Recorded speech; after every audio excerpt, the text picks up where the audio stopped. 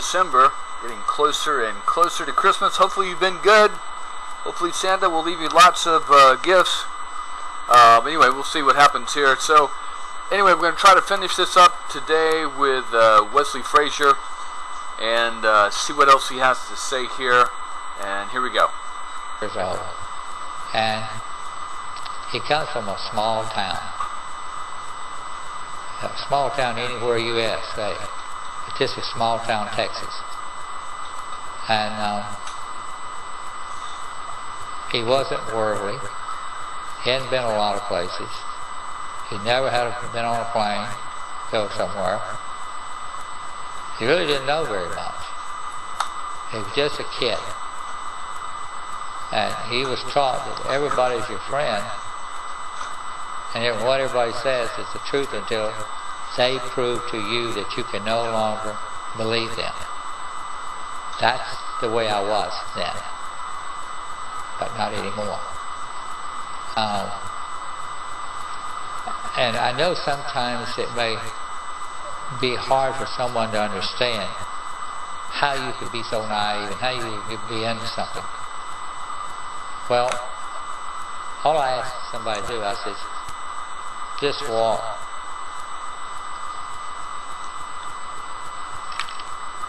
Just walk a few miles in my moccasins.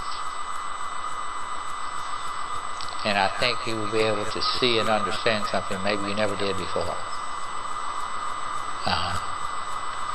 If you have questions for Mr. Frazier, if you'll pass those to the ends of your rows, we will collect those and go through as many as we can. Buell, you did get to go on an airplane for the very first time when you testified to the Warren Commission in 1964. And they questioned you at length about the package that you saw Oswald carrying that day.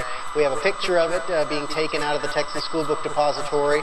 Now, Buell, of course, it's well known. You remember the package being about 2 feet, give or take a couple of inches, and yet the rifle itself, the Mannlicher Hurtado found in this building, disassembled, would still be about 35 inches. So this is a significant difference, 7 to 10 inches difference. Over the years, over the half century, how do you justify in your mind the discrepancies between these measurements? How do you make sense of it? Well, I've tried to do this, and I remember several years I worked for a company called History of America Tours. It was right here in Dallas. And at the last one that we worked together, a man by the name of Josiah Thompson, he had purchased somewhere, somehow he had purchased this Italian rifle. And we were looking at it. And we did not disassemble it. We measured the stock and we measured the barrel. And there's no way it would fit in this package that they have put in the Warren Commission and they have sold America and the world on. It would not fit in there. It's not feasible. The only way it would fit in there was you would have to take it to a gunsmith and they'd have to alter it where you could break it down and screw it together. And the rifle they found in this building was not like that. So it didn't fit in there. And there he goes, saying exactly what we just said here. Got in here, I don't know. And I don't think that a lot of people know. I think they use the word that I don't like, assume. And when I was at the Warren Commission report, up in Washington, D.C., like you said, I did get to take my first plane ride. And I said to myself, before I got down, if this is what riding in a plane is all about, they can have it. Because we didn't have, there wasn't a jet, it was an old prop. And for ones of you who have ridden in props where you hit the air pocket, you may jump up 100 feet, 200 feet, then all of a sudden you drop down 200 feet, 100 feet. In other words, your stomach goes up in your mouth. And but I got through that, and I learned to fly. I think it's great. I love to fly. It's just like a bird. You see things, and you move along, you can see so many things. It's a wonderful experience. And I'm sure so many of you have flown a lot of places and done a lot of things. But for this young boy that had never been anywhere, it wasn't worldly. And I'm going to tell you something that you won't find in the Warren Commission report. The way I conversed back in those days, my grammar that I used, is terrible. I'm ashamed of it, but that's the way I converse. That's the way I talk to someone. So I can't hide that. I have to improve my English somewhat, but every now and then I still make a grammar error. But I was telling somebody one day, if I was investigating this at that time, what I would be looking for was the truth. I could get past where a young man used the wrong tense of a verb or something. I could get past that because all I'm interested in is in the truth. And I think that's something that sometimes that I don't think they zeroed in on that as much as they should have. We have a large stack of questions here. Let's try to go through as many of these quickly as we can. What was your reaction when you first learned that your friend, Lee Harvey Oswald, was the accused assassin? It was a shock to me. You stop and think about somebody that you work with on a real close basis, and something like this would occur. You would understand very clearly where I'm coming from. It's hard for you to believe, because the first day you're going to ask yourself, what have I missed? Why did I not see that? Well, you know, we look back at this now. It's nearly 50 years. It'll be 50 years this November. But what a lot of people are doing, they're looking at it from the hindsight. Hindsight's always 20/20. When something is happening at normal speed and pace, you can miss a lot of things. And I guess that, to be quite honest with you, I wasn't really even thinking that he could do something like that. And if you stop and think about it, Lee never went to trial. He's the accused. Now, I know a lot of people say he did it alone. I don't know if anybody can prove that. It's a theory. Bam. And the thing is, when I went to up before the Warren Commission, they already had their answers. They really weren't interested in what I had to say, and they tried to make me change my testimony. And I ran into one of the sharpest attorneys I've ever ran into in my life. His name was Mr. Law, and he was good. But I would not accept what he was trying to feed me. I've got several questions here all along the same lines. Do you have any personal impressions of either Ruth Payne or Marina Oswald? Okay, let's start off with Marina Oswald. I have never talked to or been in the same room with that woman ever. I don't really know Marina. Miss Payne, the lady that she lived with in Irving, I've only seen Miss Payne a couple of times in my life. And I don't know a lot about Miss Payne, but every time I've met Miss Payne, she seemed to be a very decent person, a very kind person. You mentioned that you don't think the package you saw contained the rifle, and yet no curtain rods were found. So what do you think was in the package that Lee brought to work that day? I really don't know. He told me there were curtain rods, and when I was in high school, I worked at, they used to be called 5 and dime stores. There is no more 5 and dime, they're dollar stores now. And one of my things, one of the many jobs that I had was that when shipments used to come in, and by that, at that time, they carried curtain rods in these stores. And one of my jobs was to unpack this stuff. And somebody had I guarantee you, someone knew about the size of the curtain rod package. Because when you take they're white, and they slide, one piece slides another, and when you get them together, they're only about this long. They're not this long, slided together. They're about this long. Somebody had done their homework. And we want to do just a couple more before we wrap up. This is a good one. What is... Again, you see how different people from different backgrounds detect that something's wrong, not right, something's wrong. They don't know what it is. They're not able to put their finger on it, but they know something's not right. So you see here Wesley Frazier saying that he had worked in a store that they had curtain rods and packages, and they put it together like that. Okay? So what he's saying basically is that whoever gave Oswald or instructed Oswald to bring in the package that day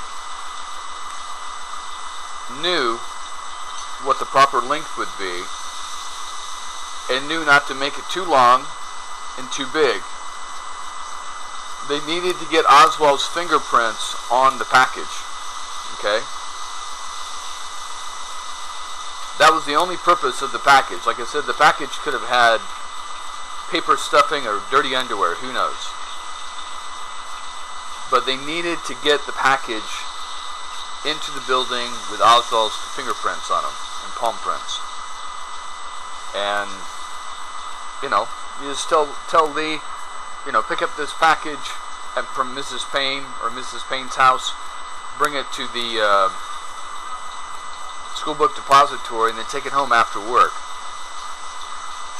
And then if it had curtain rods or whatever it had, dirty underwear, whatever it had in it, they could have easily taken it out and set the package up to where it was not photographed, but the police said that it was found.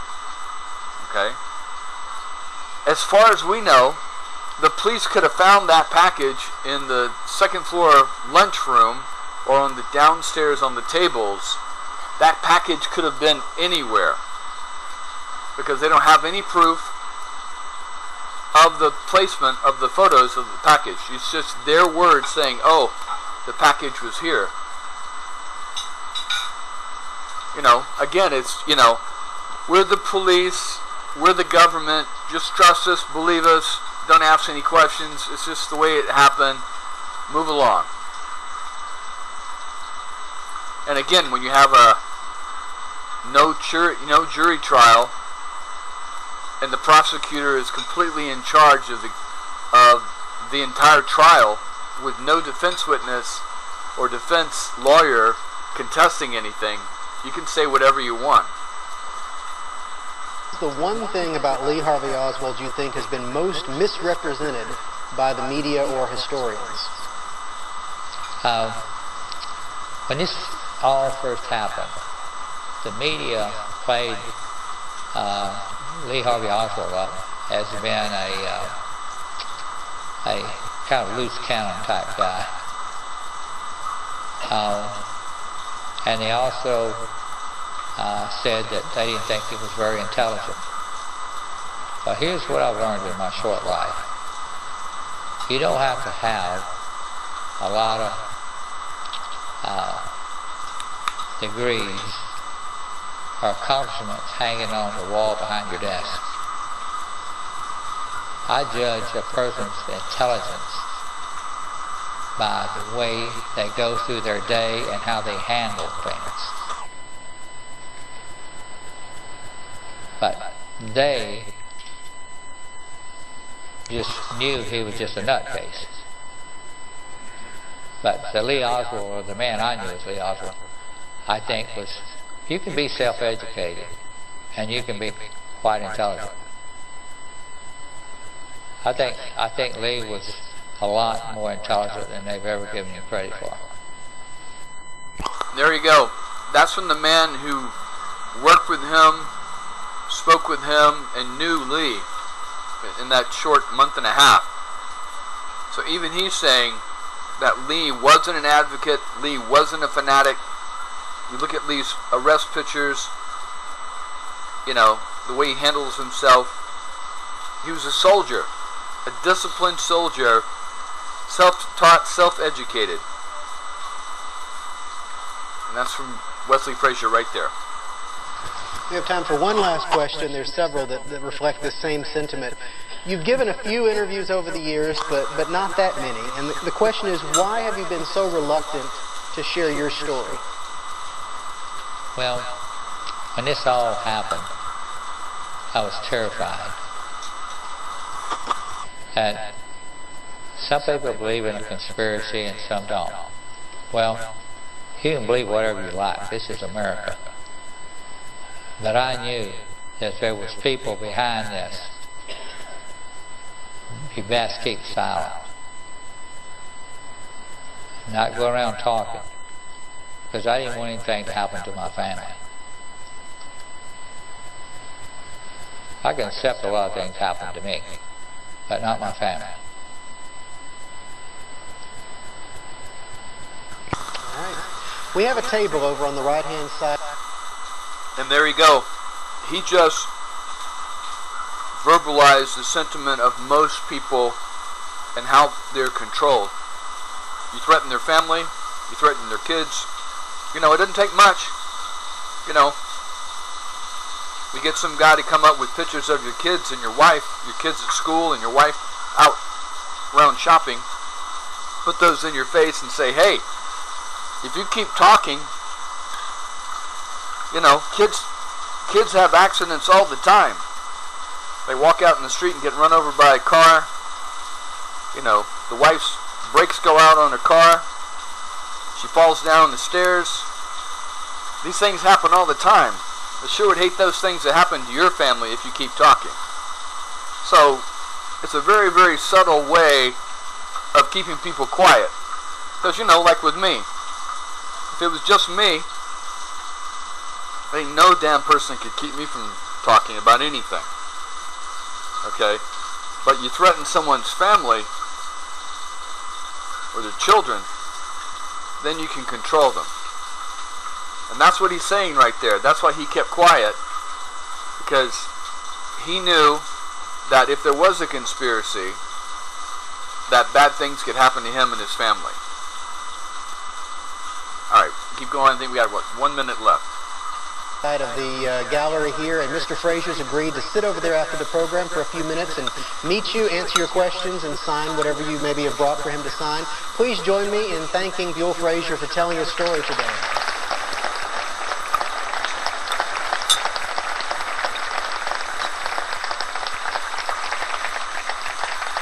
Very good.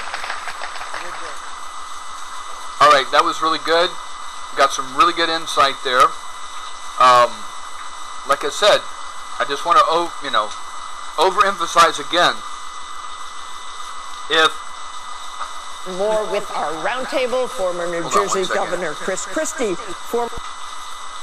If he had made that statement back in 1963, that I saw Oswald come around the side of the building, come up Houston to Elm, cross Elm, and went up Elm Street going east. Again, where's the questioning? The obvious questions is, well, did you talk to him? Did he talk to you? Did he see you? What was he wearing? What did he look like? Was he disheveled? Did he look panicked? Did he look happy? Was he wearing a jacket? Was he carrying anything? The obvious questions would come up, but boom. They're not there because he never ever says anything about that. And now just saying what he just said, I can kind of understand that. Because you don't want to be that guy that saw Oswald leaving the scene of the assassination. And then, after what happened to him with Captain Fritz, so if Captain Fritz is making up false statements, putting him in front of him and threatening to hit him if he doesn't sign that false confession statement, what else has Captain Fritz been involved in and up to?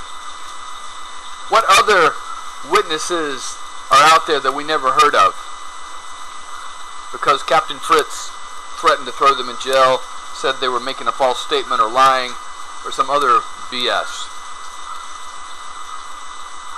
See, like I said, you could have like-minded people, okay, inside the Dallas Police Department, inside the Sheriff's Department, inside, you know, even the Dallas County Attorney, Prosecutor's Office, the Texas Rangers, the FBI, the Secret Service, the military, the National Guard. You don't have to have everybody involved, okay? You can have people of like mind, okay? They could all meet at a John Birch Society meeting, and one's in the police department, one's in the Klan, and one's working with the Mafia in Dallas, and one's working with the FBI. They don't all have to, not every, this is how they throw off conspiracies because, and push down conspiracy theorists, is they say, oh, are you saying that the entire federal government, the entire FBI, and the entire CIA was involved, and the military was involved in a plot to kill the president? And then they shut it down like that, because that does sound ridiculous. But, like I said, just think about it. Wherever organization you're working in, you don't know what's going on in the next room, much less the next cubicle over from you, okay? I worked in a company doing collections, and I did really, really good. But the guy next to me, the next cubicle over, used to get very upset at me.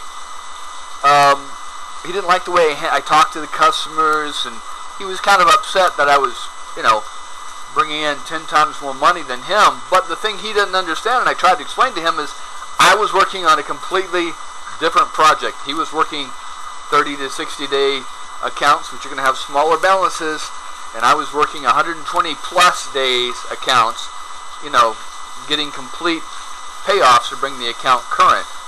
So I'd bring in 100,000 a month, and he'd bring in 20, 30,000. And our bonuses were different, but he couldn't understand that, and therefore he was a little hostile toward me, because he didn't understand that my assignment, my function, was different than his. Okay? So it's the same thing. You could have other people involved in the, various levels of the Dallas Police Department that know what's going on, like Captain Fritz and some other people, and then other people that don't know what's going on, like Curry. Okay? Anyway, we're going to keep going on here and further expanding. Now, what I have decided to do, and I forgot to do on these other cops, I'm going to have to go back on these other cops, is Google any connections. Like, first I'm going to do a biography of the person, this witness, Wesley Frazier. We're going to do this for every witness. Okay? And then we're going to Google any connections between them and the CIA, the FBI, the intelligence community, the John Birch Society, right-wing groups, and Jack Ruby, and see if anything pops up. Okay? Because I think that's one of the problems, is they're not digging into the backgrounds of these different witnesses. And so that's what I'm going to do. Some people have spotted doing it on different people here and there, but I'm going to do it on every single witness, every single policeman we come across, every single FBI agent, everyone. Okay? And we're going to find out if there are connections between them. Alright, so hold on. We'll be right back. Alright, so we're back now. I did find an article on Spartacus Educational. We're going to skim through that, see what we can find. There does look to be something here on YouTube by America's Untold Stories. Who is Wesley Frazier? It's an hour and 23 minutes, so we don't have time to go through that. There's another interview with the 6th Floor Museum. That might be the same one there. And it does look like he even wrote a book, Searing Truth, My Eternal Connection to the JFK and Lee Harvey Oswald. And you're welcome to read that if you'd like. There's his affidavit Looks like we already read that. Matter of fact, let's go into that again. I want to see something here. Hold on one second. Okay, so this is Wesley Frazier's sworn statement that he did on the day of the assassination. Okay, this is when the police came and got him. This is probably after his confrontation with Will Fritz. And we'll just start off here at the important thing. Alright, let's see. It says, before I got in the car, I glanced in the back seat and saw a big sack. It must have been about 2 feet long, and the top of the sack was sort of folded up, and the rest of the sack had been kind of folded under. I asked Lee what was in the sack, and he said, curtain rods. And I remember that he had told me the day before that he was going to bring some curtain rods. We drove to work the same way that I usually do. We came into town on the Simmons Freeway to Maine to Record, and then across to McKinney and by the warehouse in the parking lot. I parked the car and sit there a while to run the motor, to charge the battery, and while I was doing that, Lee got out and opened the back door and got the package out of the back and walked behind the car. Then I got out of the car and started walking towards the building where I worked. And then there's a continuation here.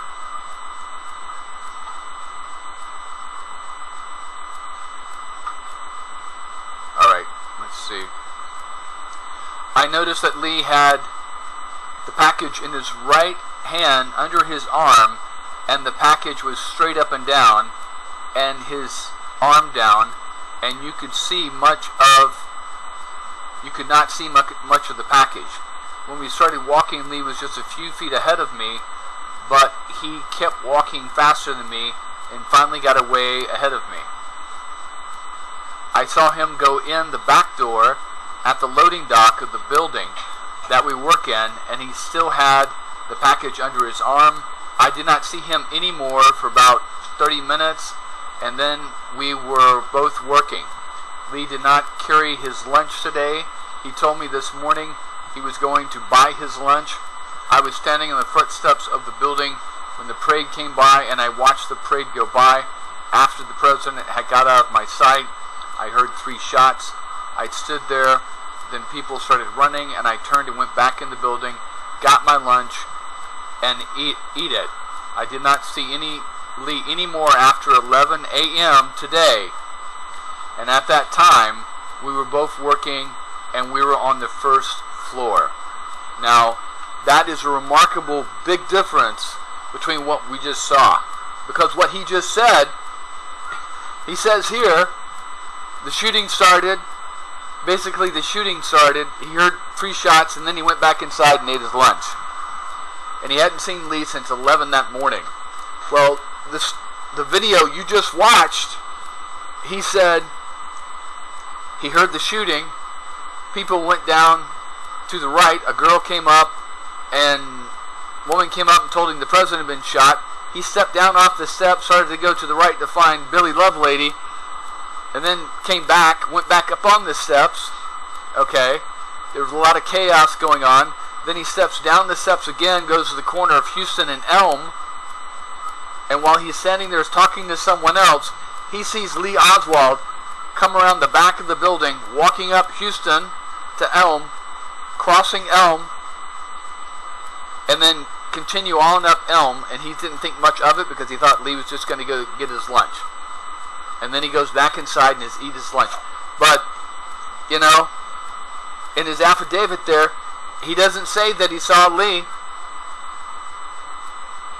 I mean, I can maybe understand a little bit, but, and then his Warren Committee testimony, same thing.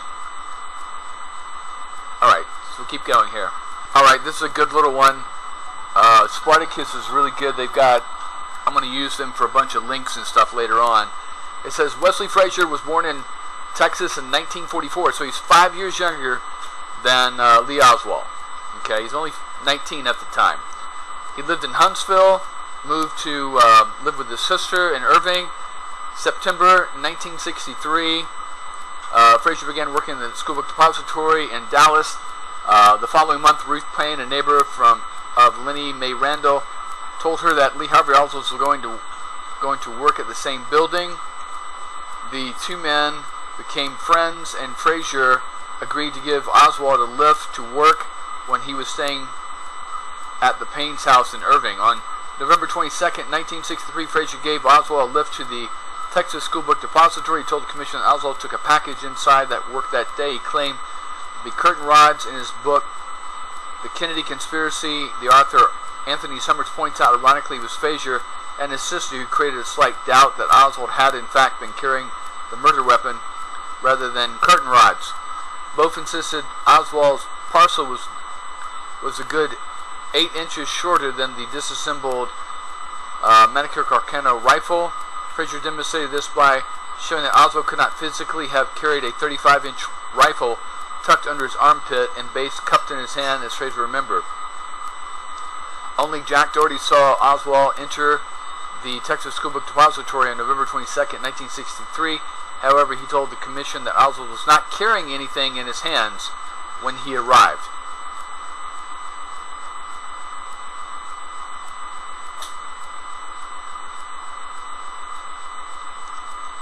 While this is interesting, Garland Slack, who also testified before the Warren Commission, claimed that he saw Oswald practicing with a rifle at a firing range on 10 November 1963. He added that Oswald had been driven to the driving range by a man named Frazier from Irving. It is also pointed out that one of Frazier's friends was a man named John Crawford, who in turn was associated with Jack Ruby. Are they talking about Crayford? Hold on one second.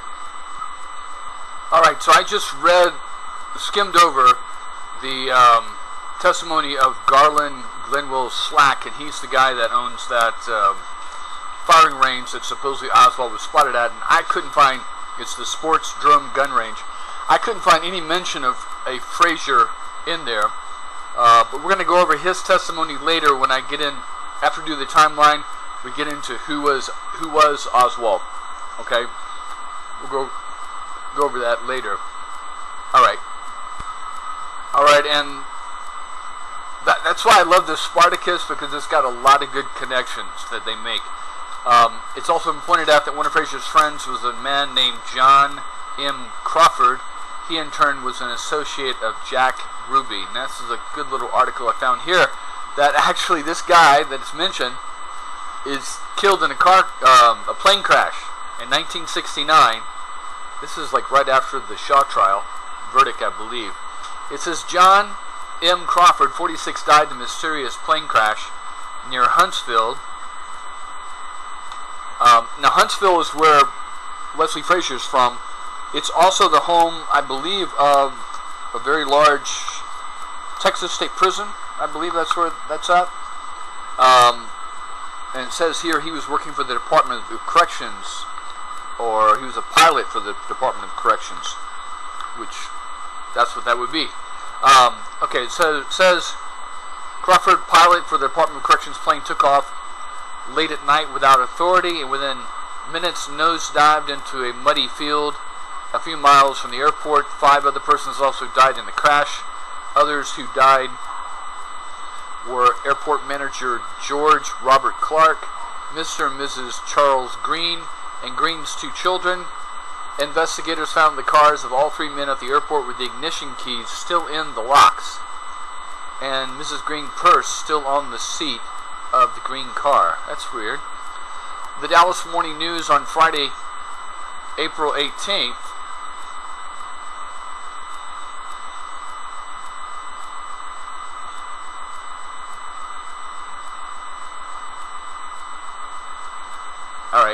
said a stereo set was still playing in Clark's trailer home at the airport when investigators checked Wednesday morning, indicating may have left in a hurry. An airport attendant said the position of the wheel locks where the plane had been stored in its hangar indicated the departure had been carried out in a rush.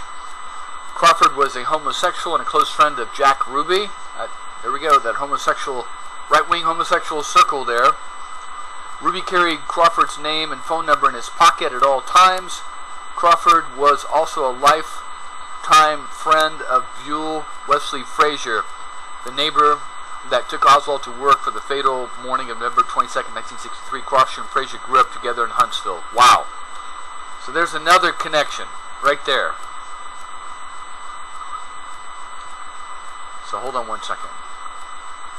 Alright, so again, like I said, I'm going to go deep into these people and find out more information. This is from his book, Steering Truth, My Eternal Connection to the JFK and the Lee Harvey Oswald. This is chapter, what is that, 5, 6, 7. Do you want to go to Vietnam? After Lenny and I returned from Washington, Lenny's his sister, I was contacted by an organization that wanted to put my car in a museum in Florida, so I agreed to trade it. I was presented with a new 1964-door Chevy Biscayne. It was white with blue interior and was a nice upgrade from my first car. Some years ago, I learned that Ripley's Believe It or Not had purchased my car. I've never seen it, but I'd like to. Some people have asked me how I could tell if it was mine. I always responded that you never forget your first car. During this time, I also got my own place, a one-bedroom efficiency apartment in Irving. With what I was making, I had just enough to pay rent, buy gas, and have food.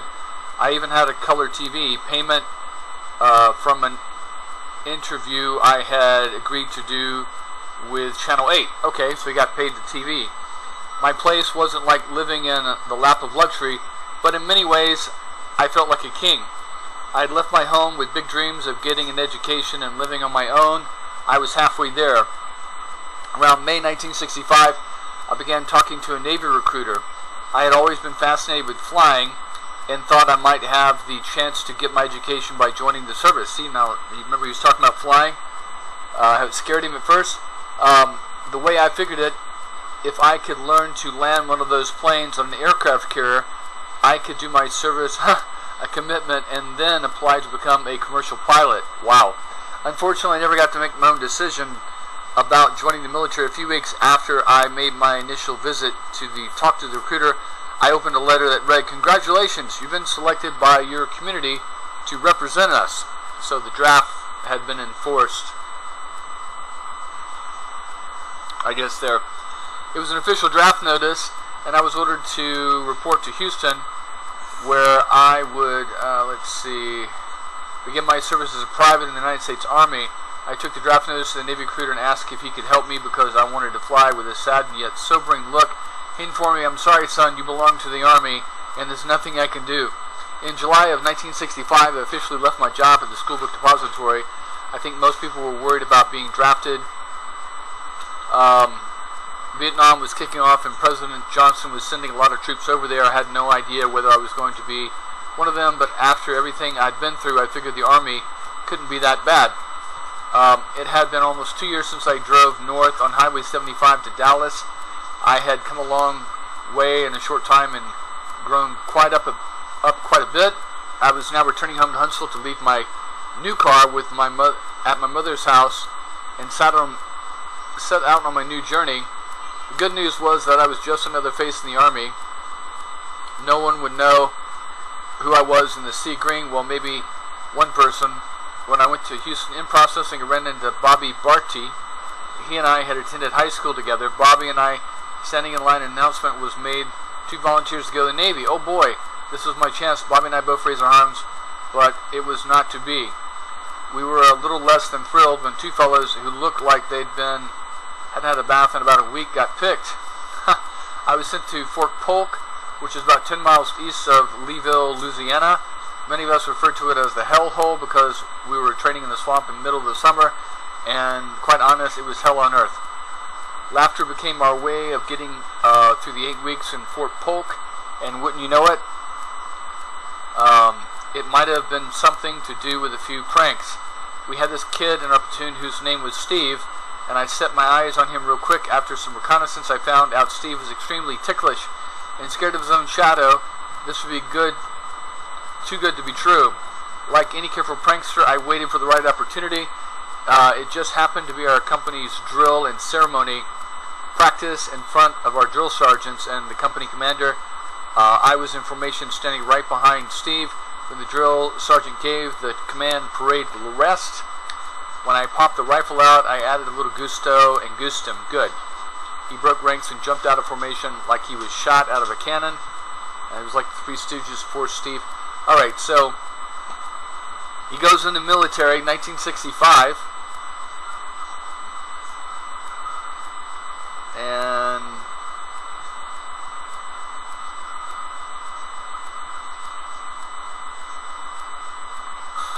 alright, hold on one second. So it looks like he became a cook and was sent to Germany to an artillery unit. They didn't want to cook, so they asked him if he wanted to be a tanker.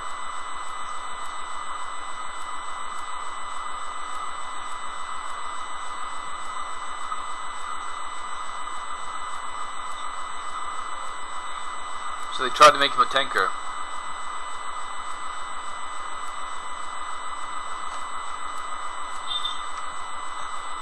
Wow, this is interesting. So he was stationed at Fort Lewis, and then he ended his Army career there at Fort Lewis, but he kept visiting his friends in Portland, and he liked it so much that he decided to move there and live there. Wow. And he was working with the First National Bank of Oregon. Actually did a lot of collections for them. But interesting, small world. But it looks like about a year later his mom got sick, so he had to move back to Texas. But anyway, that's enough of that. So his military career isn't as nefarious as some people have tried to make it out to be, that, you know, they paid him off by giving him some kind of high rank or some crap like that. But, so he was a cook and a tanker. Wow, okay. Big deal. Alright, so looks like there's, I went through any connections between, or at least I Googled, any connections between Bill Wesley Frazier, the FBI, the CIA, the General Walker, the Dallas Police Department, the John Birch Society, all those, and I'm not getting any hits at all, even Jack Ruby. So now I wanted to take a step back, okay, and go over this that I mentioned before, and I actually found the Wikipedia article instead of just explaining it. So, 2010, Portland car bomb plot involved an incident with Mohammed Osman Mohammed. A Somali student was arrested in an FBI sting operation on November 26, 2010 after attempting to set off what he thought was a car bomb at the Christmas light tree lighting in Portland. He was charged with an attempt to use a weapon of mass destruction. An attorney for Mohammed argued that his client was entrapped. On January 31st, 2013, a jury found Mohammed guilty of a single charge against him. He was scheduled to be sentenced on December 18th, 2013. However, his sentence was canceled in anticipation of the filing of new motions by the defense. In September 2014, Mohammed was sentenced to 30 years in prison with credit for time served, as well as lifetime supervision upon his release in 2040. Wow. So it says here, Mohammed was a Somali, came to America as a refugee, grew up in Beaverton, Oregon, right down the road from where I was. Actually, I lived like maybe 100 yards from the city limits of Beaverton. I lived in the kind of between Beaverton and Portland, a suburb of Portland area. He's a naturalized U.S. citizen. Mohammed graduated from Westview High School in Beaverton. He attended Oregon State University but dropped out in October 6, 2010 without having declared a major. At the time of the incident, he was a resident of Corvallis, Oregon. Under the pen name of Abdul Mubarak, Mohammed had written articles on physical fitness for the English language publication Jihad Recollections, and part of his early attempts to associate with violent jihad ideology. He maintained contact with former American student living in Pakistan. Now remember, remember I was telling you there's these different stages that people go through, okay? So there's what's in their mind. You know, they're having thoughts, man, I really hate it here. The girls don't like me. What the hell's going on? And they may have those thoughts and they stay in their head and nothing ever comes from that. The second stage would be, you know, talking to friends, talking to other people. Yeah, America really sucks. All the girls here are stuck up. Da-da-da-da-da. You know, I understand why they're like that. That's the second stage. The third stage is, you know, I just really hate America, and I just, you know, think it's horrible here, and I'd like to kick their ass and, you know, do something about it. That's the third stage. The fourth stage would be he gets together or takes action. You know, maybe he Googles online, maybe joins these jihadist groups, starts watching their videos, and then, you know, maybe seeks out someone, maybe at his mosque, if there's anything he can do to, for, you know, help out ISIS or Al-Qaeda or whatever you want to call it, or join the jihad, okay? That's the fourth stage. The fifth stage was being, he actually makes contact with someone. They say, hey, this is what we can do, you know, I got a contact over here that can help you if you're serious about making a bomb. You can use that bomb to, you know, get back at the injustice against Muslims in the United States. That's the fifth stage. The sixth stage is he actually meets with that person. They go test out the bomb on the coast, and then they start making a plan.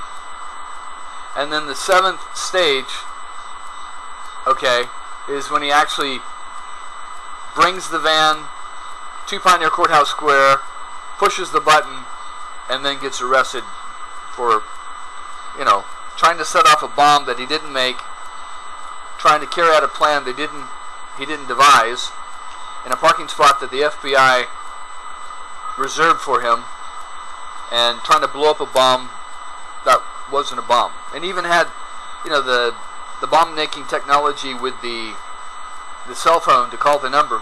He was taught that by the FBI informant. Alright. So, we'll go through all this, and so what you have essentially, okay, with Muhammad is the Portland FBI creating and making a case. Okay? They put the informant on him. They had already been monitoring him because he went on these jihadist websites. They put the informant on him. They pushed him to make the informant pushed him to make the bomb. Muhammad didn't make the bomb. Someone else did and brought it to the informant. The FBI made the bomb. Okay, and then they showed him how to set it off in Lincoln County. Okay. And then they showed him how to set up the bomb with some fake, drums that are supposed to go off. Muhammad didn't know how to do any of that. The FBI was literally carrying him all along the way, just like with Oswald.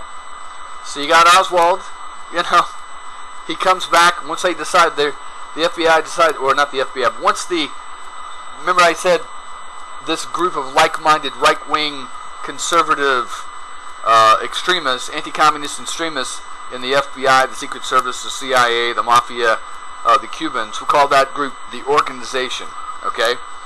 Once the organization decided they were going to kill Kennedy, okay, then it was just a matter of a place, time, and someone to blame it on. And they already knew about Oswald.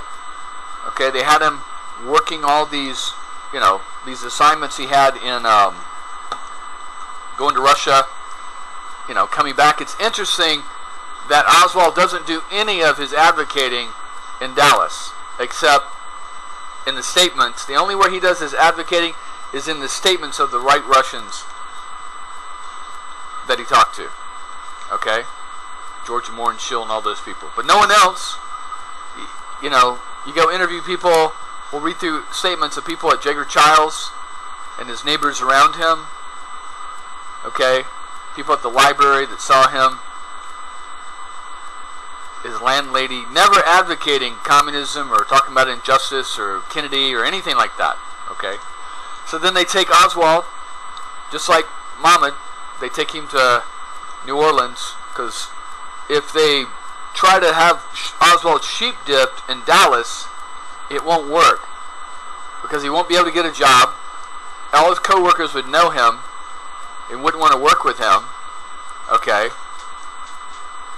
and so it wouldn't work. They had to get him out of Dallas first. Okay, so they take him to New Orleans, have him sheep dipped there.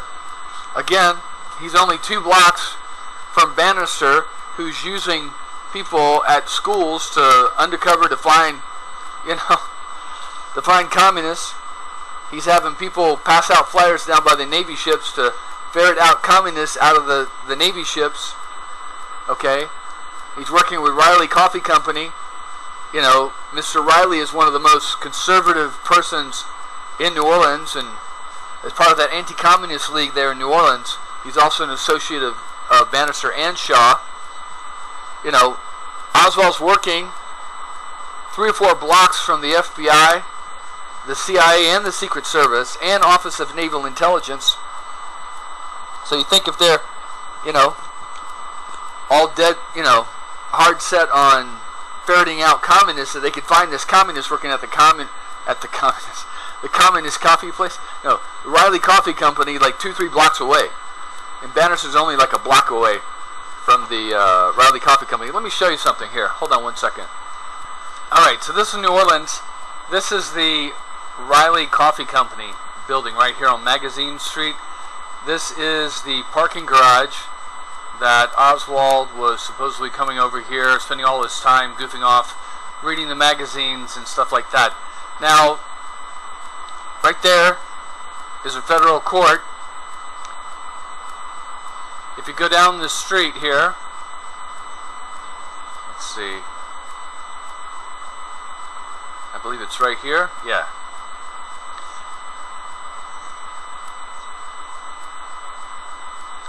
Yeah, so right here is Lafayette Street. This is Lafayette Street, not even a block, okay? There's a newer courthouse here. Back in 1963, this Lafayette Street, right here at the corner of Lafayette and,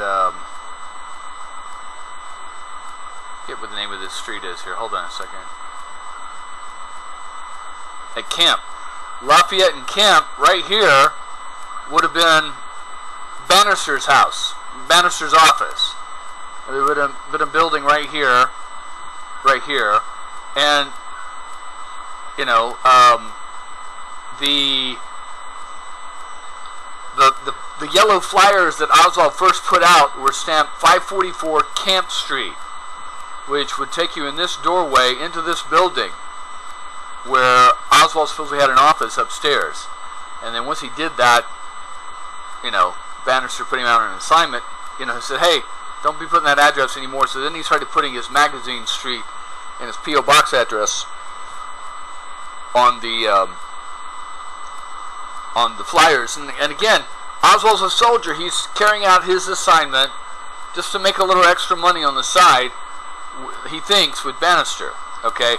Bannister is using these fake communist organizations to ferret out people, to get them to come out from under the rocks, out of the shadows, and then they can keep lists of them, and then he can inform the FBI to keep watches on them, okay?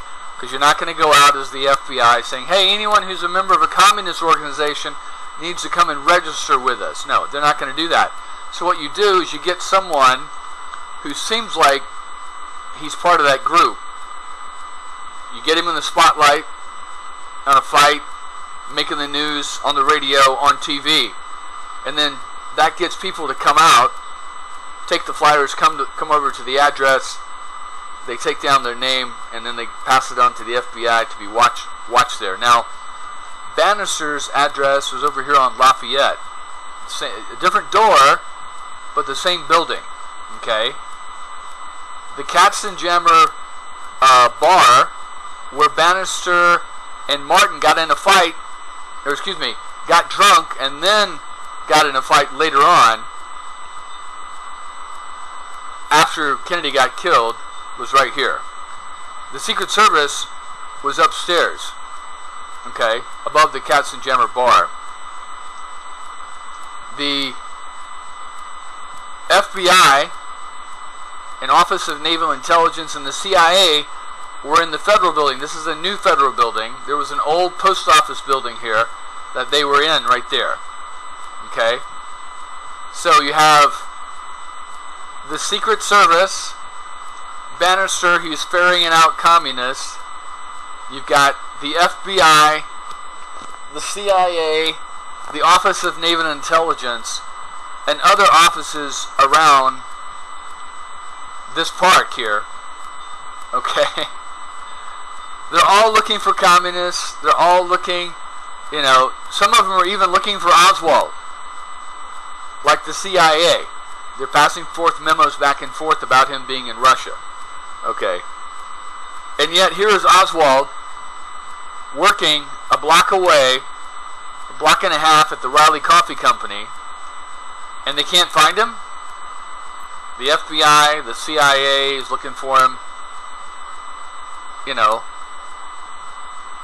Bannister's looking for communists, and they can't find this communist that's working at the Riley Coffee Company right a block away? Come on, 2 blocks away? I mean, come on, please. Anyway, so it was obviously, this is what, you know, Garrison was on to, that he was sheep dipped. You had to paint him as this communist, okay? Oswald's just a soldier. You know, here, Oswald, what we need you to do, go pass out these flyers, okay? And that's going to, some people are going to take those flyers and contact you, okay? And that's going to ferret out these communists, and you're going to help America, you know, like you did in Russia. You're going to help America this way, okay? And then we got you this job over here at Riley Coffee Company, so don't worry about that. We got you covered there, and, you know, Mr. Riley's going to let you go out on assignments with us, okay? But to paint him as a loser, to paint him as a communist, you know, they have Mr. Riley fire him, okay? Poor job performance. How you could do poor job performance when you're out working for the government that you've been approved by Riley, that's up to them. It's a good excuse to say he's crazy, he's a loser, can't hold a job, all these kinds of things. Then you got him out on the street passing out flyers. Oswald thinks he's doing a job to ferret out communists in New Orleans. Okay? Matter of fact, Dino, the lawyer, you know, that was friends with Garrison, was also friends with Bannister and with Shaw, said that he spotted Oswald on the corner there, and Oswald just happened to be passing out these flyers right in front of the trademark, which is, you know, that's where Shaw worked. Shaw built the trademark. Okay. So they needed a safe place to pass out the flyers that, you know, the owner of the building wouldn't come out and say, get your fucking communist shit out of here. And so Shaw was head of the trademark. Yeah, bring him, you know, Bannister calls Shaw. Yeah, bring him down to the trademark. He can pass out his flyers all day there. When Dino spots him, he asks, Oswald, what the hell are you doing? I thought you came by my office trying to clear your name with the Marines, and now you're passing out these damn communist flyers. He goes, oh, don't worry about it. I'm getting paid, you know, $20 for the day. And Oswald had gone to the employment agency and picked up some guys there, 2 or 3 other guys, and paid them in cash. Okay? And this is a guy that just been fired like 2 weeks before. This is August. He'd been fired in July from the Riley Coffee Company. So where is he getting this money to pay other workers and, you know, take care of his wife and pass out these flyers and not do a job? The really simple answer, if you think about it, is that Oswald is paying to do a job. He's being a soldier. Like I showed you that photo of him in his arrest. He's standing like a soldier. Matter of fact, let me show you that again.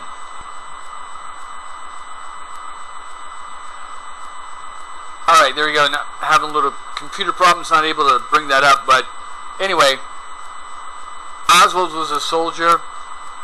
he was working with Bannister, being sheep dipped. He didn't know that's what was going on. Everyone else knew. Mr. Riley knew. They may not have known that he was going to kill the president, but they knew. They were told, hey, Mr. Riley, we're going to bring this young man down from Dallas. He's working on assignments to help us ferret out communists in the city, and he needs a cover job. So if you can hire him, and then let him, whenever we need him to go do an assignment, he'll be away from work then, okay? And no one else in the company has to know that. All they know is that Oswald is gone. All Oswald knows is that he's working an assignment to ferret out communists in the city of New Orleans. He's from New Orleans originally. He's got relatives, family here. It's his patriotic duty that he's carrying out. That's all he knows. He didn't know he's being led along like, Muhammad was,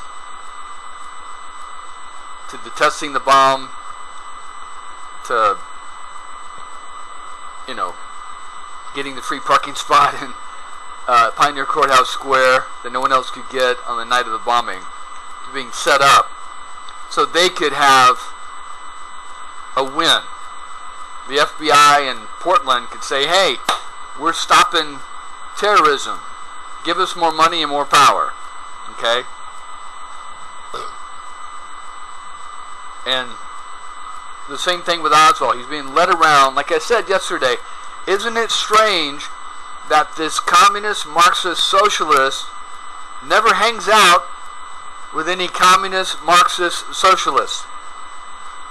Never goes to a local anti-nuclear, peacenik, Quaker movement group anywhere. Isn't that strange? None of those people are helping him out.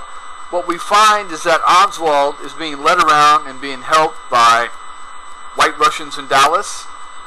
They're helping his wife, getting her with the baby and the baby clothes and the crib. They bought a crib for him, getting her to a dentist,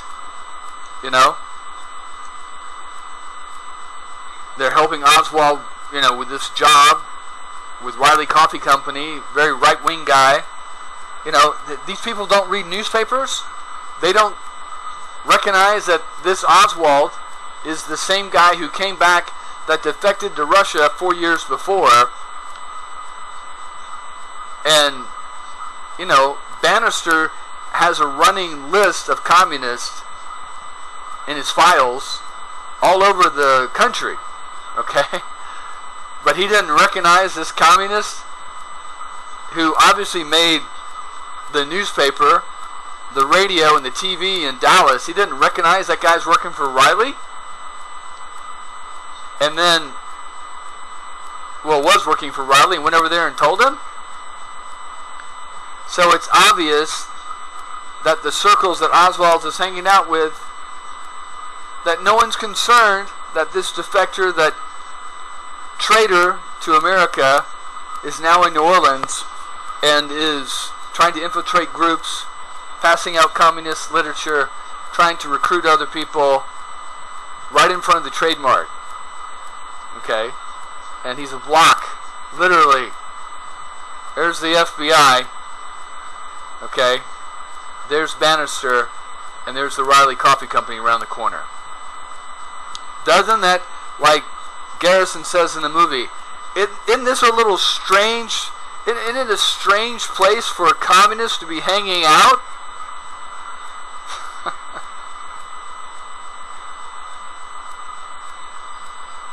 Like I said, you don't need the entire FBI, the entire CIA, the entire Secret Service, the entire military, or the intelligence community, or the police department, or the Dallas Police Department, or the New Orleans Police Department to be involved in the conspiracy. You only need like-minded individuals, okay, to form the organization and work from within. Like in, what was that? In Marvel, Captain America, the Winter Soldier, they had this whole group of Hydra people working inside of S.H.I.E.L.D. and S.H.I.E.L.D. didn't even know it. Okay? Anyway, just something to think about. But anyway, Wesley Frazier's a good guy. He calls it the way he sees it. I like what he said. I wish he had told the FBI, the CIA, Garrison that he saw Oswald coming out of the building back in 1963. Then they could have asked him questions like, what was he carrying? What did he look like? How was he dressed? Did he look upset? Did he look happy? Did he look disheveled? Was he walking at a brisk pace to get away? Why didn't you say anything to him? He passed right by you. But besides that, you know, Wesley Frazier's a good guy. Alright, we'll continue tomorrow, and we'll keep going down this list. Now I've just, like I said, every time I get into one of these things, I open up one door, and that opens up another 5 doors, so that's more stuff for me to go down to before I get back to the timeline. But we're going to go back over these policemen, John Day, Studebaker, all those guys that found the bag, found the prints, found the cartridges. We're going to go back and look at their background, at least Google it and see what we can find.